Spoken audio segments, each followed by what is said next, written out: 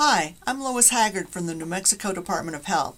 This is part 5 of the training video series for developing an IBIS-Q query module. This video reviews the query application URL.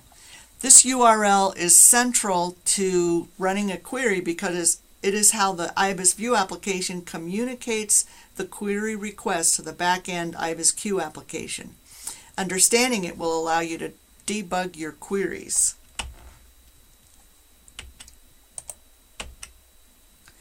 In an earlier video, we talked about the IBIS query sequence and that when the user clicks on the Submit button, that causes the View application to send a URL to the query application on the backend data server. IBIS-Q parses or reads this URL and is able to write a SAS program and submit it to SAS to get the results. So this is a very important URL to understand. In this query, I've selected 5 years, and I've indicated that I'd like my results to be cross-tabulated or displayed by year. When I click the Submit button, IBIS-View sends the query request URL to IBIS-Q. Here are my results, just as requested. But we want to take a look at the URL that IBIS-View sent to IBIS-Q. To do that, we want to click on this left navigation button to view the query definition XML. It comes up in your browser. It's a big file, so we want to use Control F to find this string here, query application URL, and here's what it looks like. It has some funky Java escape characters in it, so this little string right here is really just E:\\. It'll be easier to read the URL if we decode those characters, so I have pasted it into this URL decoder, and when I hit decode, here's what it looks like with the Java escape characters removed. So let's take a look at each part of the URL. This first part is the request. Since it's being sent over the internet, it needs to have the server name and the folder and program that it's being sent to. So that's what the first part of the query application URL does.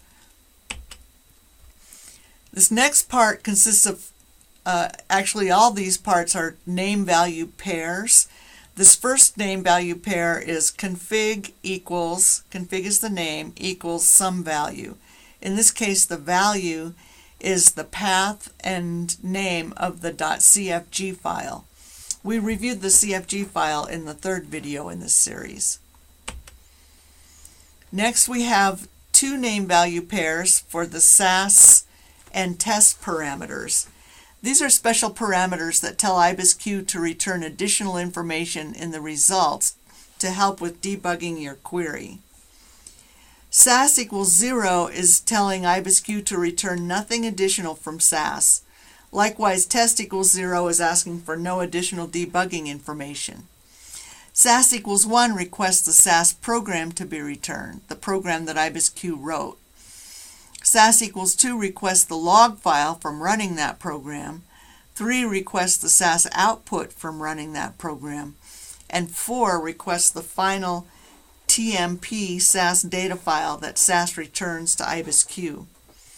The test parameter values are 1 through 9, and they summarize information that IBIS-Q is using from the query application URL, then the config, and the .def files. This next name-value pair is the name of the .def file, or the SAS program template that we're telling IBIS-Q to use. The parameter name is func because these files used to be called function files and the parameter name stuck.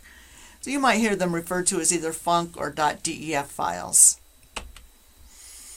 These dimension names tell IBIS-Q to filter the dataset to those dimension values, 2002, 2003, etc. In this case, filter the data to those years. Here, year is the IBIS-View dimension name. IBIS-Q will use the information in the .cfg file to match up the dimension name to the SAS variable name. In this particular case, the SAS dataset variable name is also year. In this last name value pair, we have the dimension name for the cross tabulation variable. This tells IBIS-Q to report the results by year. If we look at the results page again, you can see that IBIS-Q filtered the dataset to the requested years and also stratified the results by year in the results table. This is the end of this video. Part 6 in the series will review your local development environment and how the query interface pages get created. The query interface pages create the URL that we just reviewed.